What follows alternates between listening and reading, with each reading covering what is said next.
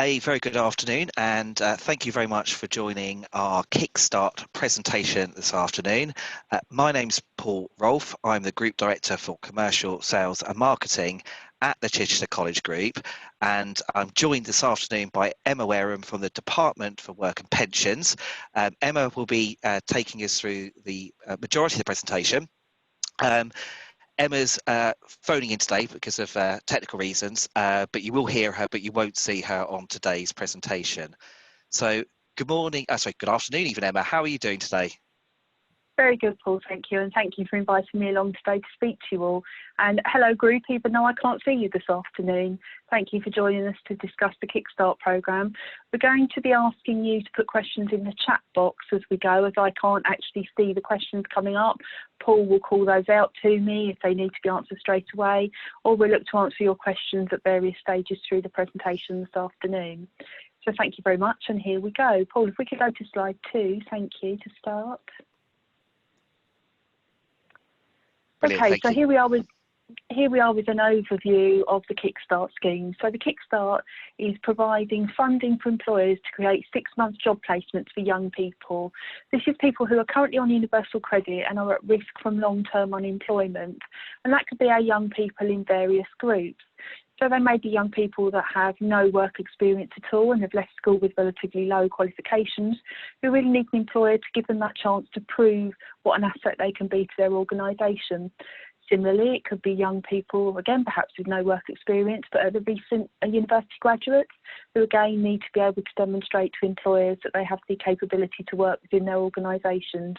So there are a vast number of young people in West Sussex that are currently out of work and really looking for these placements to help them to get a foot back on the employment ladder. The scheme's starting for us in November this year, and we're asking employers to give us placements starting in November this year and the last placements beginning in December next year. So the whole scheme will run from November 2020 through to the summer to June of 2022. So a long-running programme here that the government are establishing to help our young people. On to slide 3, Paul, thank you. The application process is online through gov.uk, and an employer needs to be able to offer us 30 placements for candidates throughout that 13-month start period, as I was discussing just now. For many of our West Sussex employers who are small, micro or medium-sized employers, 30 placements is too many for one organisation to be able to offer. So what we have asked is that businesses group together under an umbrella of organisations to offer vacancies where there are 30 placements for that whole group or organisation. We would ask one employer within that group or an organisation representing all of those groups to act as an intermediary. And in this case, the Chichester College Group have put themselves forward as an intermediary for us to host placements for employers across West Sussex, and they will be placing a bid as an intermediary for us. Thank you, Paul. Slide 4. So what is the placement? As I said before, it's a 6-month placement for a young person, which we will be asking employers to offer a minimum of 25 hours a week, which will be funded through the bid for the national minimum wage of that young person. We will be paying 100% of that national minimum wage as a grant to the employer for them to take on that young person. We will also be covering the associated national insurance contributions and the employer's minimum automatic enrolment contributions. So there should, at this point, be no wage cost for the employer to take that young person on for 25 hours a week.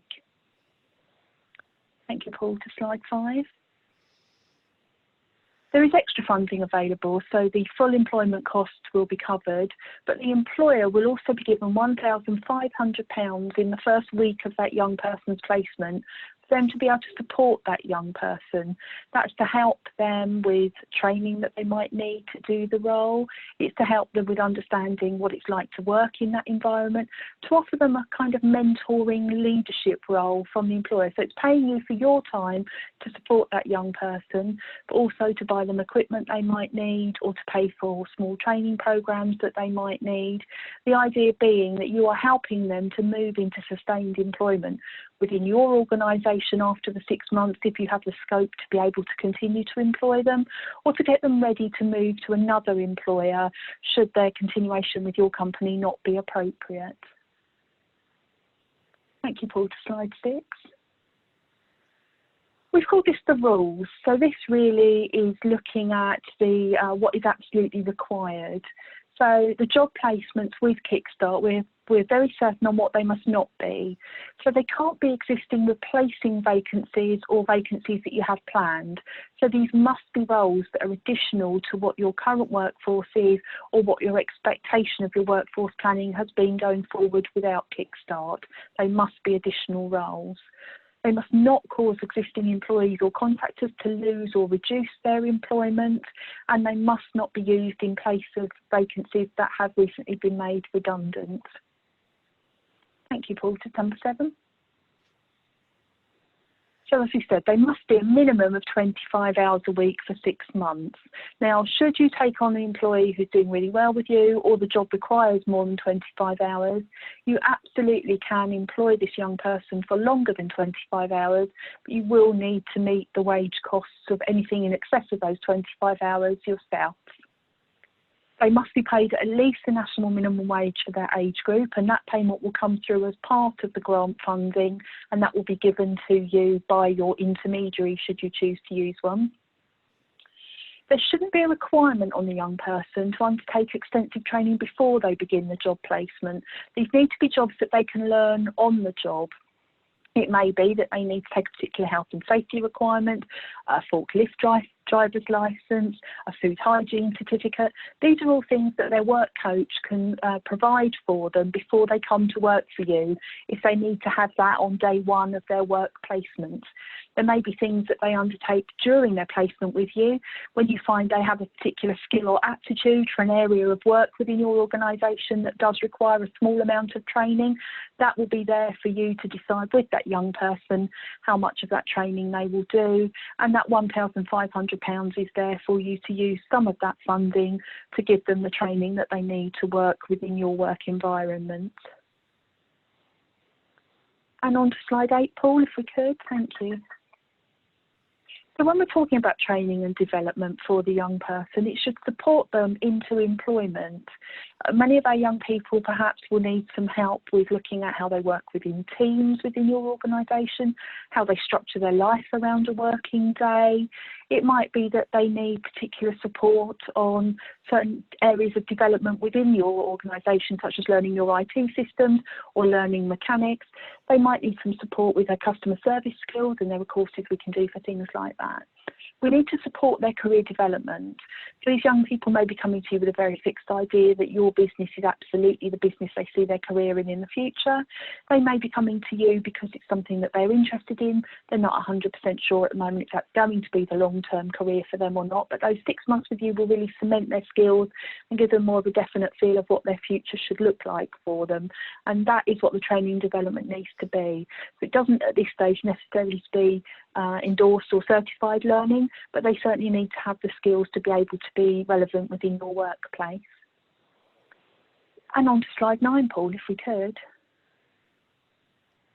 So the payments that we'll be making, your intermediary will be bidding for a grant for you. So they will be bidding for the places for you, and the payments will be made through them at the end of months 2, 4 and 6.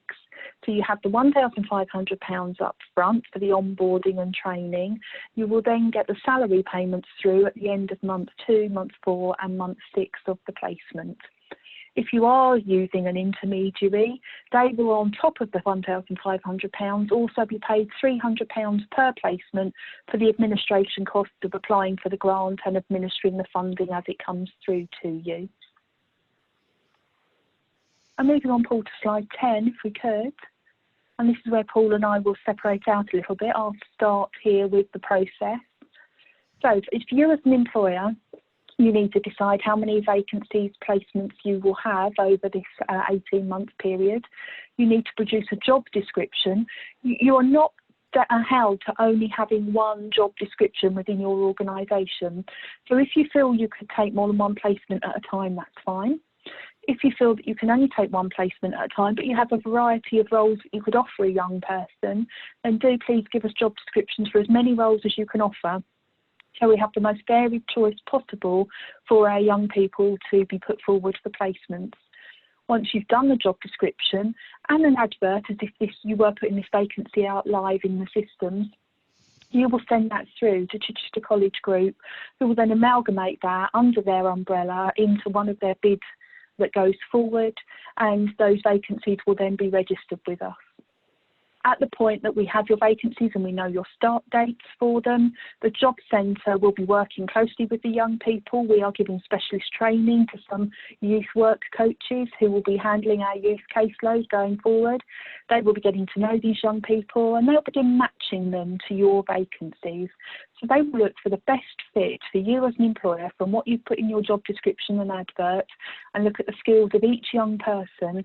They will then be selecting several young people to be put forward to you as an employer for you to interview and for you to select the right candidate. So it's not a question of being given one person and making them fit within your organisation. It's very much a question of matching our young people to the vacancies that you have, and you as the employer making the final decision about which candidate is the most appropriate for you by interviewing them. At that point, Paul, can I hand over to you to discuss the candidate placement and onward from there?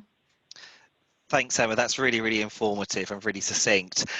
Just to let everybody know, CCG will be producing a template job description that people can use if they don't have one already. I appreciate that a number of companies do have job descriptions they prefer to use, but I'm also aware that some small businesses don't have job descriptions, and we're just going to be taking that hardship out by producing a template that people can use if they wish. So as Emma said, alongside the placement, there is an expectation of some levels of employability training and skilling. And what CCG is going to be offering is a package of options for the employer to use with that £1,500. So you could have a scenario where the employer has already a training program scheme that they want to use, which is absolutely brilliant. But equally, there may be some businesses that just don't have that capability. So we will be offering a menu of options, which will be released in the coming weeks, that employers can call off and use to help skill and train that young person. So, Emma, I think this could be a bit of a dual effort on the last part of it. Although there isn't an expectation that the employer has to see a positive destination at the end of it. Obviously, we are in all this together to try and support these young people not to be long-term unemployed. So we as intermediaries are going to be working really, really hard to make sure that these young people do have a positive destination. And that could look in a number of different ways. So first of all, that young person could have amazing impact on the business, and the employer decides, you know what, it's helped my business grow and I'm going to take them on straight away. And absolutely they can do that. So it's a great way to bring on some new talent as part of your recruitment process. We will also be working really hard with the employer and the candidate, so that if there isn't a job at the end of it, there could be further opportunities in college or higher education to do additional training. Something else that we could be offering as CCG is apprenticeships. And I'm not going to cover this today, but the government are offering lots and lots of incentives at the moment for employers to take on apprentices, and you as the employer may be thinking that this young person has had amazing impact, maybe they're not quite ready, then you could look to an apprenticeship as an offer for them, and that will come with various incentives and opportunities. And again, we can talk to you more about that as part of your journey. And finally, working in partnership with the DWP, trying to look for job opportunities for them to go as well. So I think it's an amazing opportunity, a great scheme to help young people back into employment, giving them the skills, at the same time helping to support our local businesses recover. So Emma, did you want to say anything more at this juncture regarding the process? I think, Paul, we've really covered everything that was the basic points. My hope was that we would very much open the floor for questions. I'm sure there's things we haven't thought to include here, or burning questions, I hope, that have come out of the information that we've shared with you. We really wanted to just give enough time for you all to be able to ask us any follow-up that you would like to. Excellent, Emma. I mean, one of the things I should have said is we are recording today, so everybody that's on today and anyone who has registered will get a copy of today's presentation, because I do appreciate there's a lot of information, so you'll be able to re-watch it, and our amazing marketing team will be posting this on the website and social as well, so you can re-watch it. So if we could move on to the next slide. I'm just going to quickly talk about next steps, if that's okay, and then answer some of the great questions that are coming in. So equally, if you've got a question, now is your chance to put it in that chat, and I'll be reading them to Emma and hopefully getting you some responses. So if you are interested using us at CCG as your intermediary, all we're asking you to do is visit our website, chigroup.ac.uk, that /Kickstart, or email us at kickstart@ccgtraining.ac.uk just to register your interest. There's no obligation. The scheme starts in November. Obviously, the next couple of weeks are us prepping to get going, and once we're ready, we'll just let you know that we're ready, and then you can then make a decision if you want to use it or not. So even if you're just kind of still tentative, not quite sure, I would recommend getting your interest in now. So we've got a couple of questions coming through, Emma, which is fantastic. Great. So I'm going to start off with Paul. So Paul says, hi, sorry, joined on slide 3. How do we become a company that can represent the local area so that we can have a total of 30 placements for this area? Okay, Paul, so it sounds as if you're thinking of being an intermediary yourself, which is great. We're open to as many intermediary offers coming through as possible. If you have enough vacancies within your own organisation, and by that we count anyone that comes under the umbrella of your company's house registration or your charitable registration, you can apply direct on gov.uk yourself if you have 30 placements or more within your one organisation. Should you wish to do as the college group are doing and set up an intermediary so that you're taking an umbrella of employers forward with you, again it's gov.uk/Kickstart to register your interest as an intermediary on that site. Brilliant. And as well, if you don't decide to be an intermediary, you can use CCG as well, or signpost everyone Absolutely. to come via us, or another intermediary as well. So I think the other thing to point out as well, I think, Emma, I'm right in saying, is you don't have to take everybody in November. So if you think you want to take on in 10, say 10 in your organisation over the period of time, you could start with 2 to see how it goes. Come back to us and say, actually, I want another 2 or another 3. You're not under pressure to try and get your quota in November. There is lots of opportunities through the year to do that. Am I right in saying that, Emma? I'm not getting that wrong. Absolutely. There's several ways of registering your placements with us. So you might decide to offer, let's say, 10 placements across the 18-month period, and you know now what those placements look like and what timescale you have for starting them. So you might be saying, I'll take 2 in November, 2 in January, 2 in March, and so on. And as long as you can plan when those vacancies are, and it's realistic for your business to have meaningful employment for those young people in those numbers and within that timescale, you could put as many placements forward as you feel immediately. What Chichester College Group will need to do is have 30 placements to be able to put in a bid. But if they get 90 placements, they can put in 3 bids. So if you do put some placements forward and you find that the young people we're sending you are really adding value to your company, you can come back to CCG and ask them if they can include further vacancies from you in the next bid that they put forward. So there's several different ways that you can do that. Thanks, Emma. I didn't say, I think Emma knows this anyway, that CCG itself, we're so committed to our community and young people. We are going to be taking on 30 ourselves initially as well, and that's across our group. So we think it's a great scheme. So we are actually going to be taking on 30 Kickstarts ourselves. So it's really exciting. So Emma, I've got a question now from Rory. So Rory says, I have 3 vacancies based in Worthing that I would like to hire via the Kickstart scheme. I have interviews scheduled in the coming weeks with candidates who are on universal credit and meet their age guidelines. Can I offer one of these candidates and start them in October, or would they have to start in November? They would need to start once we've been through the process. So it's great that you've got these people kind of lined up, but you're a bit ahead of the process here. So they can only be Kickstart placements if they have come to us through the gov.uk website and been accepted as placements. There's a vetting scheme that we go through to ensure that we're getting employers who are going to be able to support these young people. They would then need to, so the vacancies need to be on there for them to count as Kickstart. Then those young people that are on Universal Credit need to have a conversation with their work coach, because the referrals will come through their work coaches. So we need to go back a couple of steps with those young people if we're going to register them as Kickstart. Get them to talk to their work coaches immediately. Their work coaches are fully aware of Kickstart. They will be able to advise them how we can get them into that Kickstart system. But your vacancies need to be registered with us and accepted by us as placements before they can count as Kickstarts for you and the young people. Brilliant. Thanks, Emma. Rory, I hope that answers your question. So I think there's an opportunity there, but we just might have to wait until November to make this happen for you.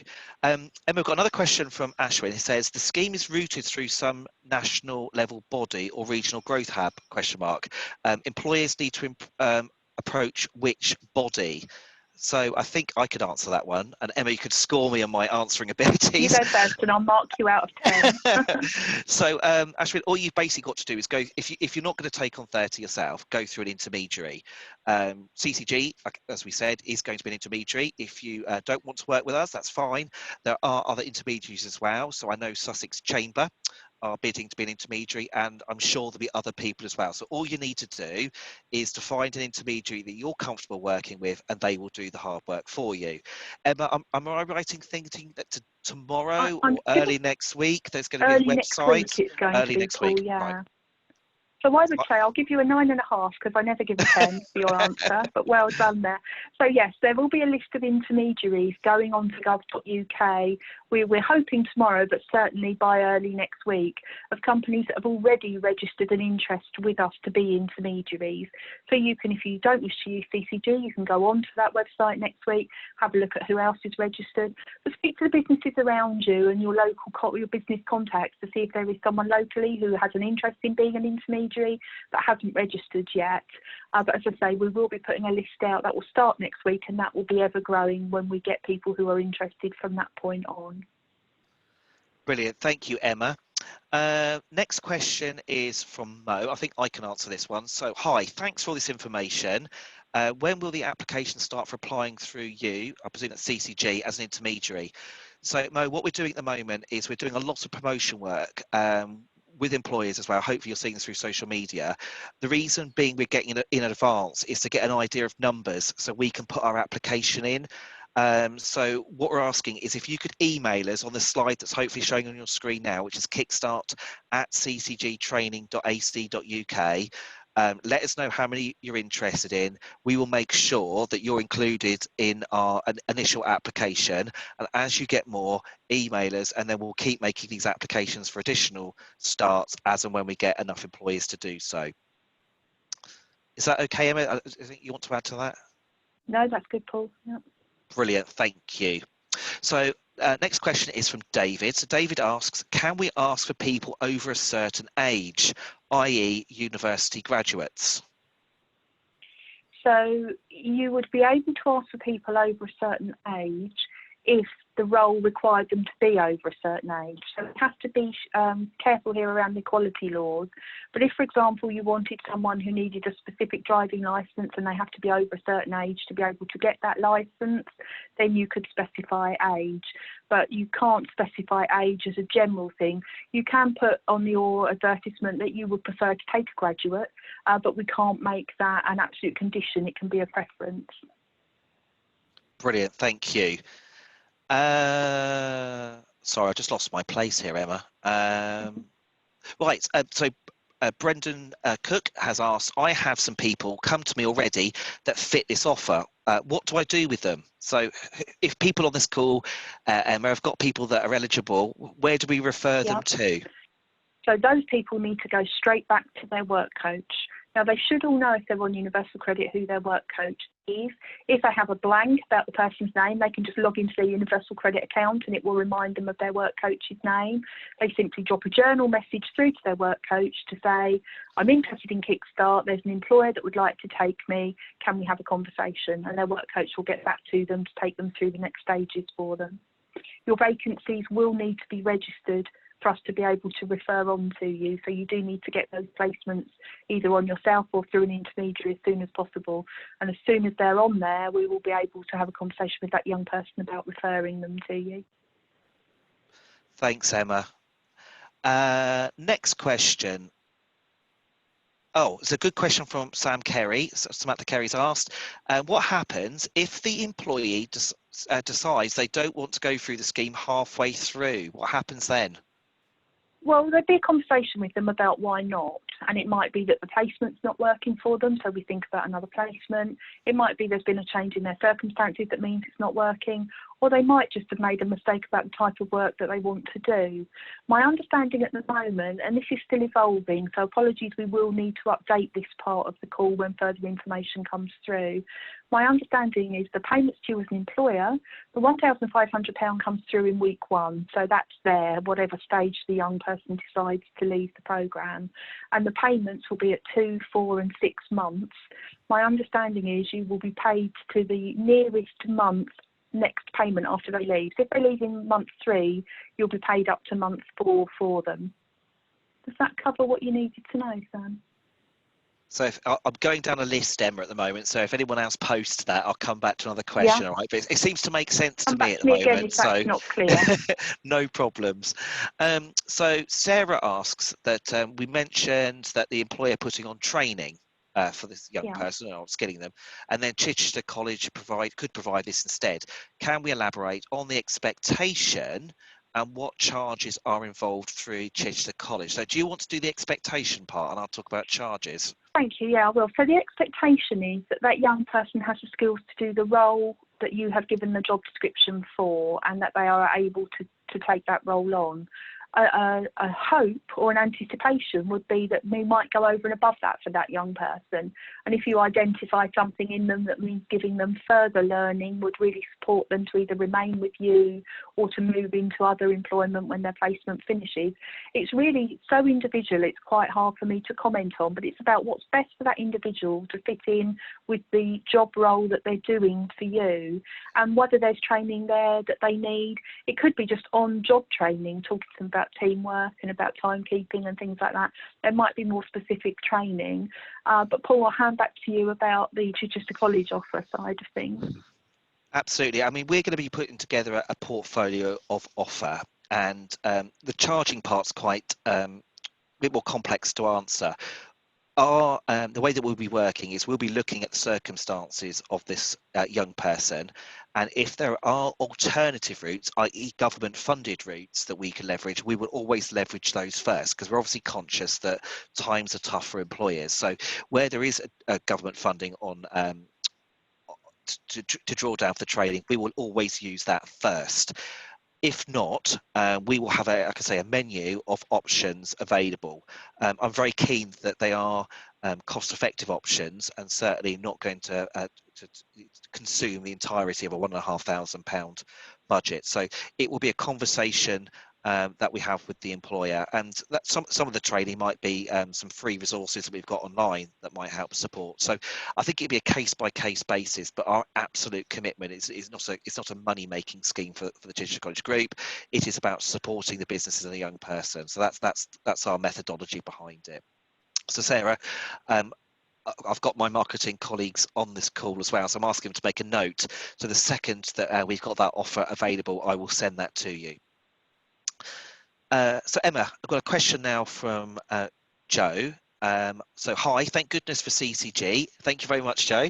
I'm very keen to create 2 positions. My staff would need their food hygiene level 2 shortly after starting. Can this be done at college? So I think I can absolutely answer this. So Joe, yes, we do the food hygiene certificate, and that will definitely be featuring as part of our menu of options. So again, when that comes out, you'll be able to see what that looks like. And again, we would also be working with other intermediaries whose training isn't their specialty to also offer that same service. Can I just jump in there, Paul, on that one to say, if you're doing your job description, if you can put information like that in with the job description, that this person will need food hygiene certificate as soon as they start, there's a possibility that while we're setting the placements up and getting things going, that their work coach can pay for them to do that at the college, or they'll qualify for it because they're still on unemployed universal credit. So if you have details like that and you can put them on, we can try and do these things before the young person comes to you to have them in the best possible position to start. That's really useful, Emma, because I know a lot of employers are wanting these young people to have some of those skills. So that's really, really helpful. All I was going to say to everybody is that Emma and I have got an absolute commitment to be making sure this works for everybody, haven't we, Emma? So that's great. Really interesting question from Sarah. So how many people are put forward to employers to interview? So how many people, so if you've got an advert out with the job centre, how many people will they get back? Do you have a cut-off, or do you have it advertised for a certain number of weeks and you then send everybody over? How does that work? So no, what we will do is we will know the timescale, the start dates for your placements, and we'll know the job description. And in the run up to those placements becoming live, we will be talking to our caseload of young people and selecting those that are most suitable. Now, we could be selecting one or two, up to probably half a dozen, and we might send their details across to the employer. You might choose to interview all of those 6 people. You might choose to interview 3 of them. What we would ask is for feedback, on those that don't get to have an interview with you. What was it about their CV or their application that you've decided to get them to do that actually didn't meet the grade for you? That's really useful and helpful for our young people. Quick phone call with the work coach to cover that. And that interview again, why did you select the candidate that you did? What was it with the other candidates that they need to work on for another placement? So we are asking for a little bit of a time commitment from you there to actually help us to get these young people to understand what you as an employer need. But we won't just be sending one person along and take it or leave it. There will be an application process, an interview process that you will very much as the employer be part of. Emma, I think what you said is absolutely right, because in the spirit of this scheme, is to help these young people find jobs. And I know I've recruited recently in my organisation, not through this scheme, obviously, because it's not started.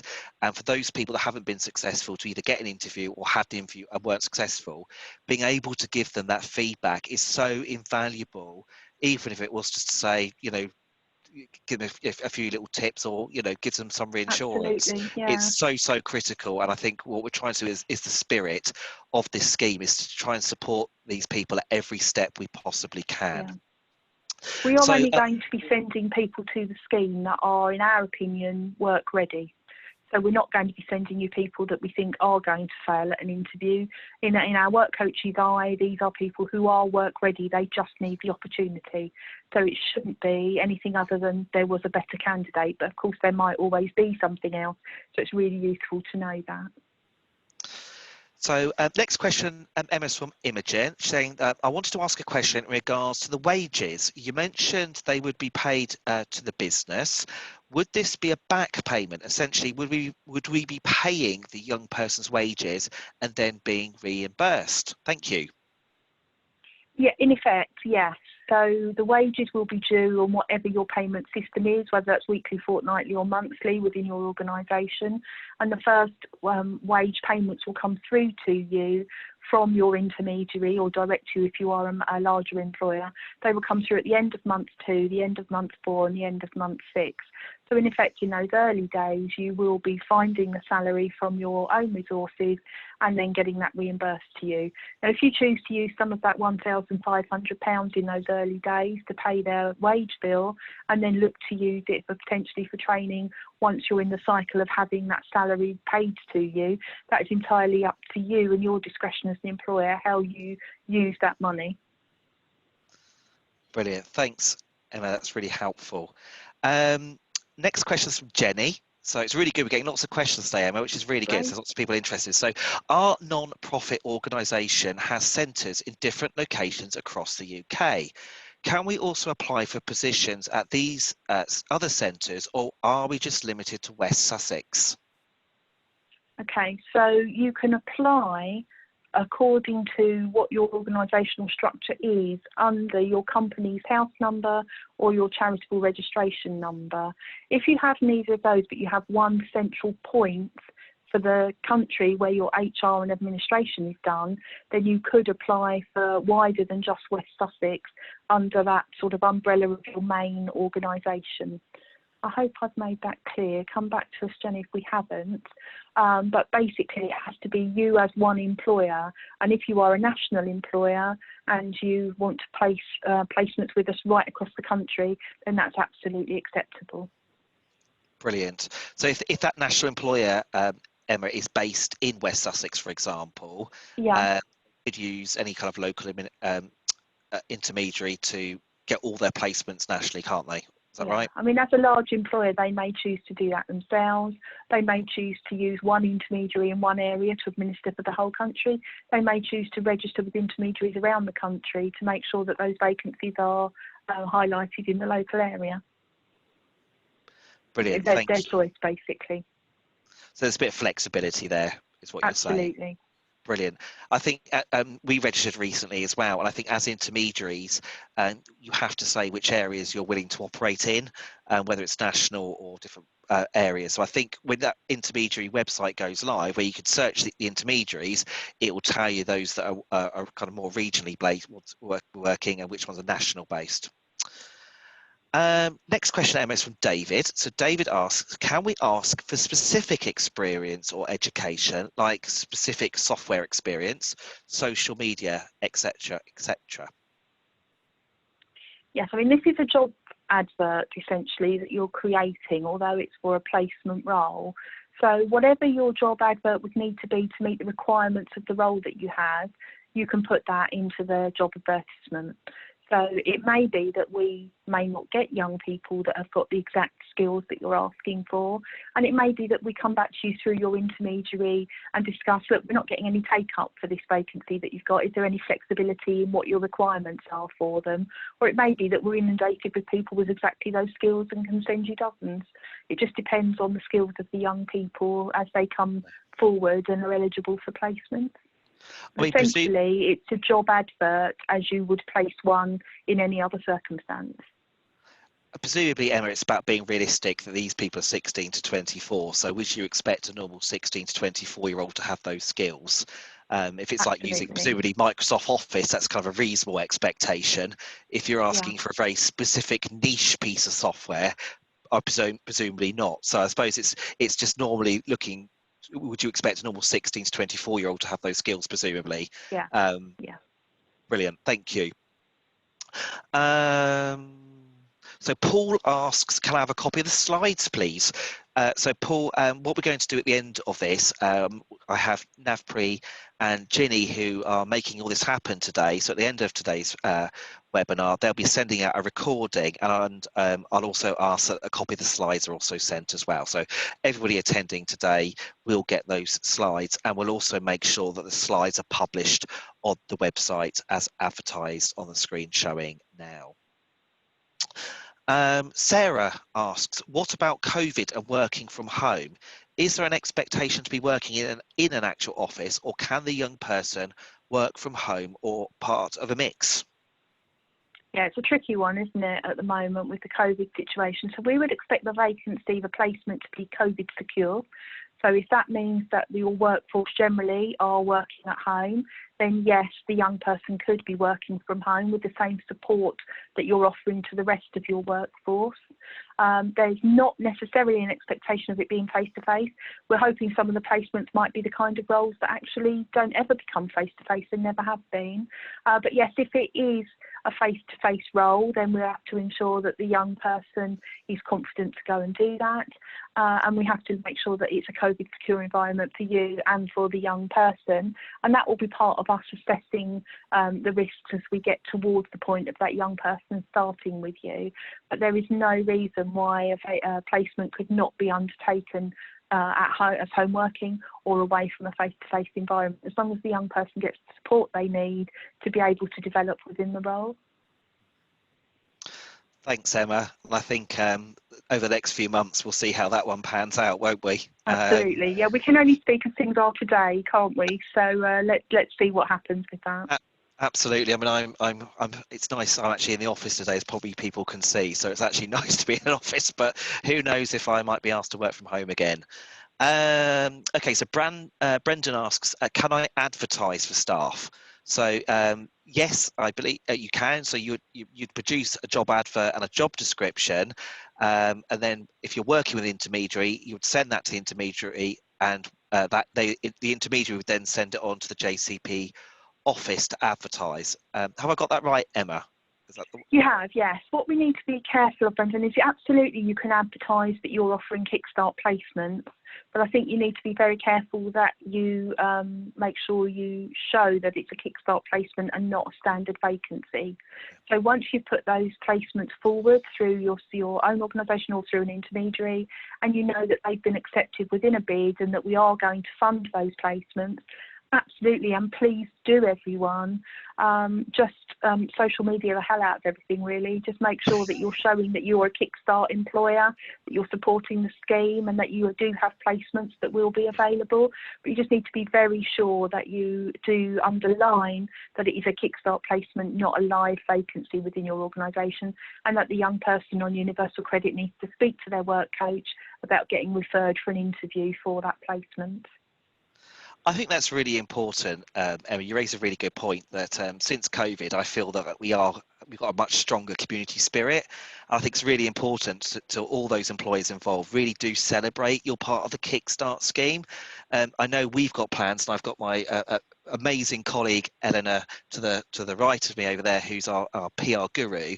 That once we're going with the Kickstart scheme, we'd like employers to come together with us and do a big press release, because I think we need to be proud of the work that we are doing. And I think, Emma, the more we can do to publicise the scheme and celebrate what we're doing, absolutely, and encourage others to participate, and showing these young people that as a community we're prepared to commit to them. I think it's just it's a nice motivation, isn't it? And it's actually hope. It gives hope. That's the word I was trying to use. So, Emma, a question from David. Do we need to provide the candidate with holiday time off and sick pay? I can answer the sick pay question for you, David, that they would be under the normal employed person's rule, so statutory sick pay once they're on your payroll for them if they are sick. Your own company policies on attendance management would apply to them. I'm waiting for an answer on holiday pay, so that's something that we will have to come back to you on. That's one of the specific questions that I haven't had an answer to yet. Thanks, Emma. I think that's important as well. As the scheme develops, we don't necessarily know yet all the answers, but we are getting those. Yeah, sorry, boss. I can't imagine we're going to ask a young person to work 26 weeks without a break. I just don't know how that is going to be factored in financially at the moment. So more on that as I get it. No, I mean, our initial plan as an organisation when we're taking ours on is that we are going to be giving those young people a prorated holiday as one of our standard contracts. So that's what we're going to be doing at CCG. So Sarah asks, are there going to be any deductions from the 1,500, or will it all come to the employer to use at their discretion for training, etc., for young people? Is this something that has to be itemised and reported back? How long is the process taking before the bid goes in? So do you want to do the first part, Emma? I'll do the first part. Yeah, so the £1,500 comes through the intermediary to the employer in week 1 of that young person's employment. It's completely at your discretion how you use that payment. There will be some checks and balances in place during the 6 months, checking in with both the employer and the young person to make sure the scheme is giving them the support that they need. It's pretty much up to you as the employer how you use that £1,500, but it absolutely lands in your account during that first week of the placement for you to decide the best way of using that. Thanks, Emma. And in terms of how long is the process for taking the bid to go in, so CCG be looking to put our bid in, so based on the numbers that we get through over the next week, we'll be putting in our bid the next week or two, and then we'll keep putting bids in every time we get kind of batches of 30. So certainly anyone that signs up in the next couple of weeks, we wanted to make sure that we're providing, obviously, those are approved to be starting from the very start of the scheme. So we're on hand to start straight away. So all we need you to do, if you want to work with us as an intermediary, is email us in the first instance about how many you're looking to take on, and then you'll hear back from us. We have a national team set up for the Kickstart bids coming through. So they are going into a national pot to be looked at as they come in. And the timescale for turnaround of confirmation of those bids is yet to be confirmed. But I'm hearing that it's likely to be up to 2 weeks before those bids get confirmed. But as I say, I don't have a definite timescale for that yet. But we're certainly looking to have the bids through, the early ones, to have those placements agreed so that our work coaches can start matching the young people for November job starts. Thank you. So the next question is, who has the contract of employment? Does the young person have a contract of employment with us, i.e. the employer, or is it with CCG, the intermediary? It's with the employer, and we'll ask you to give them a 6-month contract of employment, but it's absolutely with the individual employer. Thank you, Emma. So just to reinforce that, so it's your standard employer contract that you will be using. And I'm sure conditions of your company, yeah. And I'm sure that if there's any support people do need, just to let us know at CCG, and we'll do our best to support if that's needed. Next question is, we have 15 odd placements at our organisation, plus we want to act as a medium for some other clients. How do we go about it? So I think this question is about how would you become an intermediary yourself as well as take on your own? That's great to hear, and welcome into the intermediary world if you are joining us here. So you simply go on gov.uk/Kickstart, and there's a screen there that tells you all about being an intermediary, exactly what the ask is of you as an intermediary, and a button to click to register your interest. There'll be a form to complete behind that. You simply register your interest with us at this point. If you're at the point where you have those 30 placements and you can tell us who the other employers are and give us details of placement, you can go straight on and register immediately as an intermediary and enter a bid. But in this first instance, what we'd ask you to do is to read through the gov.uk/Kickstart page and look at the intermediary information, and then just let us know that you are interested in being an intermediary by completing that expression of interest form that's there. Thanks, Emma.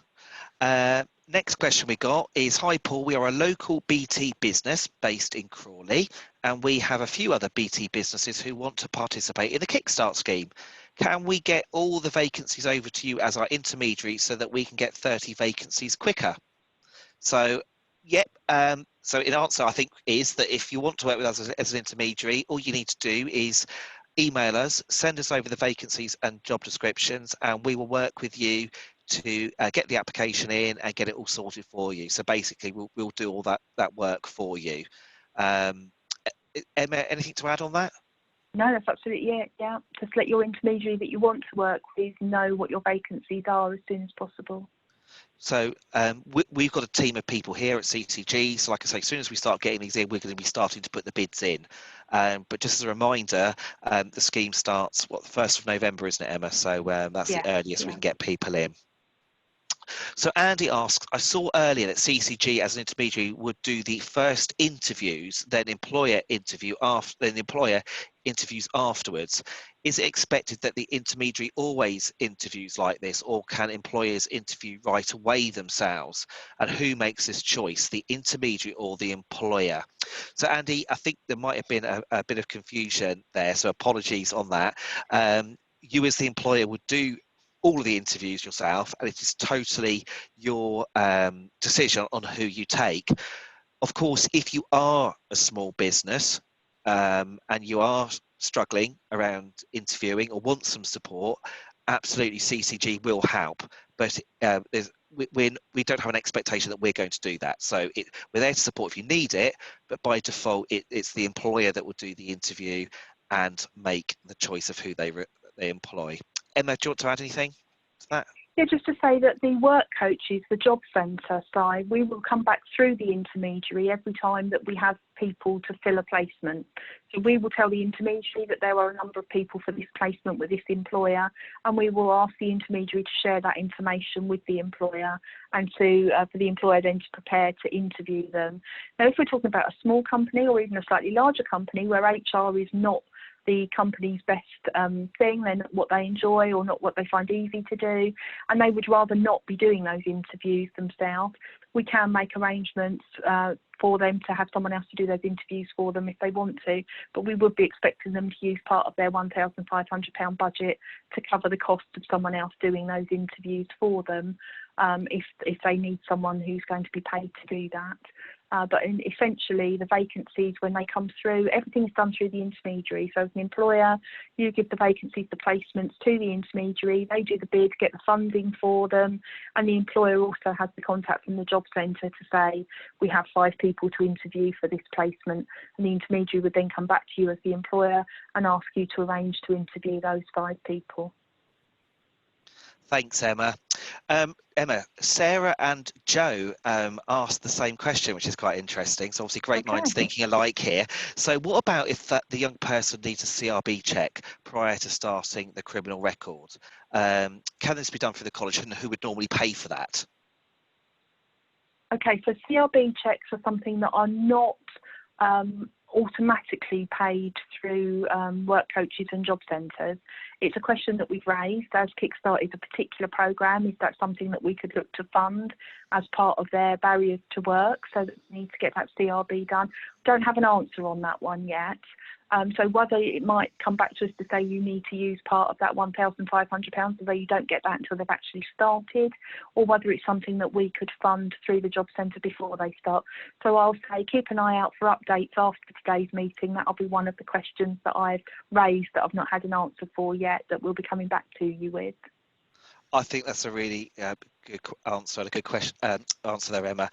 I will also take that on board as well, because I'm meeting our HR department next week to plan. So I'll also find out if there's anything that we can do, because obviously as a college we have CRB requirements as well. So I will take that away to see that we can do something. I'm sure between me and you, Emma, we can come up with something somewhere along the line. We have a question and answer log through the job centre that we have direct access to the policy team for Kickstart, and I raise questions with them daily. They then do a log back to us all with the answers for the questions that have been asked over the last few days. I asked the CRB question last Friday, and I think it's in the quite tricky pile because I haven't had an answer to that one yet. But as soon as that comes through, I will share that with you all. Emma, I'm sure we all had that quite difficult to answer pile on our desks. So Jenny asked, are we able to offer remote placements, i.e. work from home? I think we've answered that one already. But yeah, if Jenny, it's appropriate to the role and that young person, then absolutely it's part of what we see happening now, isn't it? Absolutely. Brendan asked about can we advertise for staff? I think I'm 100% sure we answered that one. But Brendan, if there's any areas that you feel we've not covered, either post it again or drop us an email. It's really great because I probably had more questions on this webinar than any of the webinars we ran over the summer, which is really exciting. Next one, Joe asks 24 hours after 24 hours after unpaid breaks or including the breaks. So within those 24 hours, are breaks included or not included? So it's a 25-hour working pattern. So I think it depends on what your policy is about breaks and what's required. I haven't had a definitive, it must be this number of breaks or it mustn't exceed that number of breaks. I think it's a 25-hour contract based on the policies of your individual organisation and how you would structure breaks into that. Sorry to sound a bit woolly, but a lot of it really depends on what your company policy is and how many days of the week those 25 hours are being worked over and so on. So I would say I can't really answer it. It depends on what your company policy is. Thanks, Emma. Laura asks, will the candidate continue to meet the work coach during their placement, or is the support ceased and coaching support handed over to the employer until the end of the placement? So is there an ongoing support mechanism? Really good question, and it very much depends on the individual. So for some of the young people, the work coach will be keeping in touch with them very regularly during their placement, just to ensure everything's working well. Some of them will onboard them to you as an employer, make sure that they're settled, and then try and move away from them to allow them to experience the full work without the support of their work coach there. We will be stepping back in towards the end of the placement to speak both to the employer and the young person about what's the next steps, what's happening next, what's the next move for that person. But really the level of support by the work coach is dependent on the individual young person and what their requirements are. We will be expecting the employer to offer some mentoring and some support, or to give them a buddy within the organisation who is their go-to person. So we will be expecting some in-employment support for them, but the work coach will be available right the way through. It's just best for that young person in terms of exactly how much interaction they have. As an intermediary as well, Emma, we are going to be helping support the employer as well. So there's anything we can do in terms of training, materials, resources, we're absolutely on hand. Obviously, that's our core business. Equally, we're there for next steps as well. So if you have a really great placement and you want to take somebody on at the end of it, we're there to help look at the different solutions available, whether it's a kind of full-time study with the college, whether it's an apprenticeship, T-level, or some higher education course. We will be hand in hand working alongside the employer during the duration of this placement. It's really important to us that we be doing that. Andy asks, we are a brand new employer. Are we eligible for the scheme? So what would be the minimum expectation, Emma, of an employer? So part of the bidding process is to ensure that an organisation are robust enough to be able to meet the demands of the investments that they've put forward. So as a brand new employer, what we're not going to be doing is asking to see accounts. Quite a lot of government funding through grants is wanting to see financial accounts for organisations to prove their robustness. What we would do with you as a new employer, obviously we want to make sure that business is properly registered, and as an intermediary, the role of CCG will be to look at the company. Could you sustain the number of vacancies that you're offering, and is your company solid enough to be able to last the longevity of the placements?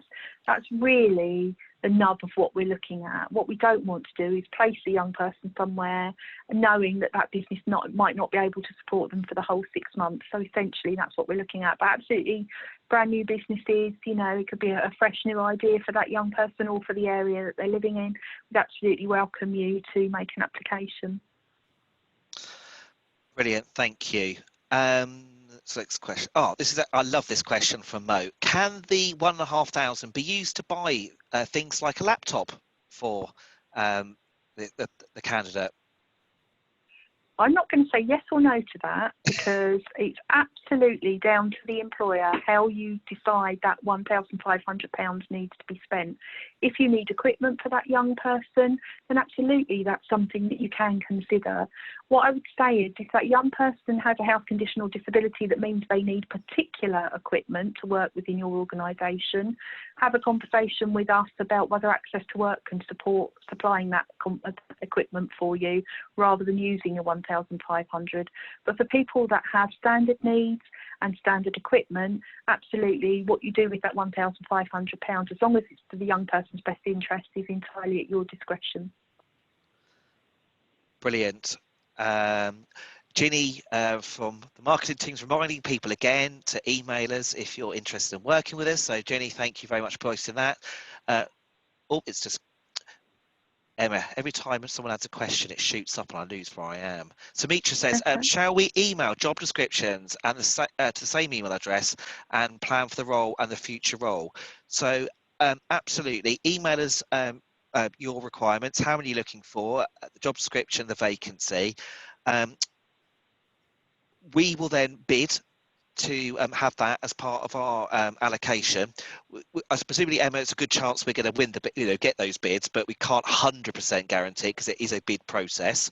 But hopefully, it's quite a quick turnaround on that, Emma, presumably, as an intermediary.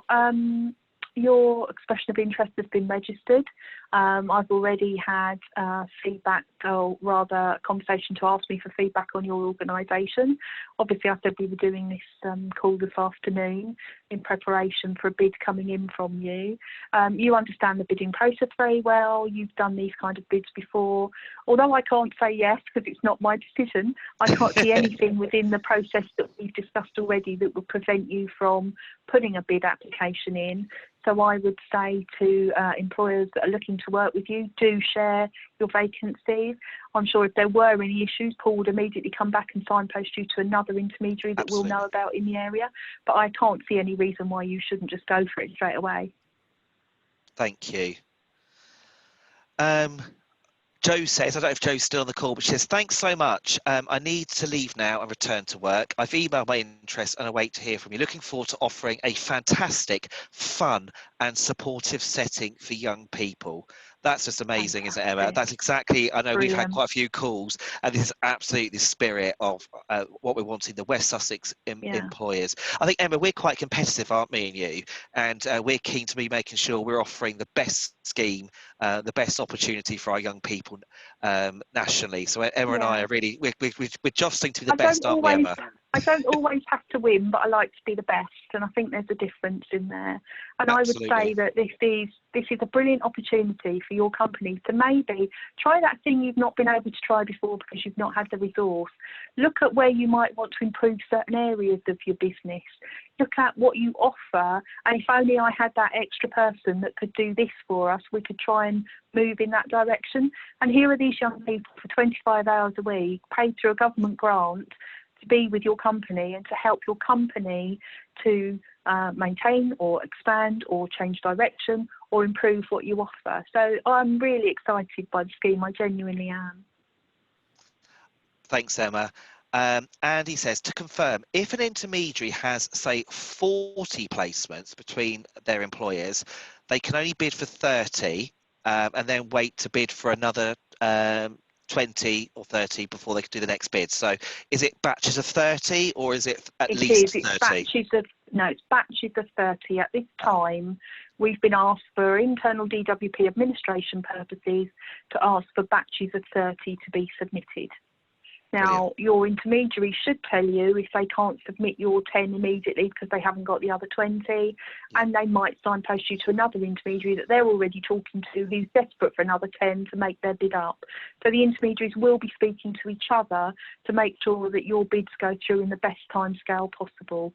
But with the amount of interest that we've had, I would expect batches of 30 will be coming in quite easily for us. Thanks, Emma. So David asks, at the end of the 6-month placement, if we want to replace the person for the same role again, is that possible? Does that go through the intermediary? And would you get another 1,500 to cover the new person's training and support?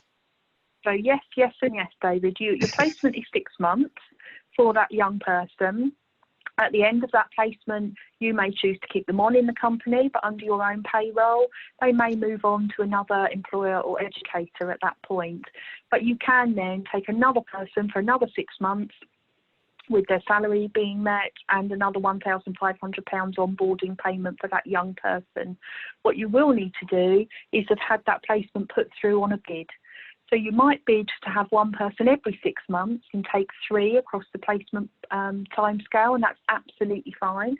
You tell us you want 3 starting in November and May and November again, for example. You may put in a bid for 1 just to test the water, find the scheme really works well for you, and then you need to go back to your intermediary and say, hey, I want 2 more 6 months apart, put me down in your next bid for another 2. So there's many ways in which you can develop it, but absolutely you could take more than 1 at a time if you have different job roles for them and you can manage to mentor and support more than 1 employee at a time, or you could have them back to back coming through the process. As long as the support and development is there and the onward movement for that young person, you can absolutely take them sort of 1 every 6 months if you choose to do that. Emma, I think this is the last question we've got in because I'm conscious we have run over quite a lot of time, but it's very useful conversations for people. We would like to get them involved in BT World for more than 24 hours a week. What are the options? So should I see if I've been listening, Emma, Go on, you with this. try. I'll So score let's you see if I again. get score me again. So you can absolutely take people on more than 25 hours, but you've just got to pay the difference in the hours yourself. Equally, if you want to pay more than the minimum wage, you can do that, but you just have to make up that difference. So it's entirely up to you. What you will get is just the hours for the minimum wage for the 25 hours for their age group, but you can go above and beyond that if you wish. Emma, is that Yeah, it's okay? very rarely done, but you get a 10 for that one, Paul. Yes. Well Everybody, I get a 10. So Emma, that's done. fantastic. I think that's all we've kind of got time for today. I know we've run quite a little bit over, but I think these are really useful questions. I personally want to extend a huge thanks to Emma. Emma, it's like quick fire questions to you on this. You've been absolutely amazing, and Oh, thank you hopefully for have having given. me along. Oh, you're just amazing, Emma, and your passion about supporting these young people is infectious on us all. Um, Thank you so much for your time, Emma, today. I know you're incredibly busy. I'd also like to say a huge thanks to Navpri and Ginny from the marketing team who have advertised, worked really hard. I'd also like to extend my huge thanks to some of our supporters as well. So alongside ourselves, we're working with the Chichester Chamber of Commerce, Haywards Heath Business Association, Gatwick Diamond Business, and the amazing people at Manor Royal Business District as well, who are supporting us with these programs. They're great organisations, so please support them as well. I think this is an opportunity to really work together to offer some amazing opportunities for young people and really kickstart West Sussex businesses back into the economy again. So I think we'll draw it to a conclusion now. Again, thanks to the team, and thank you everybody for joining this afternoon. I do hope you found it useful. Don't forget the website, the email address, be in contact, and we will be responsive. Have a great afternoon, everybody, and take care.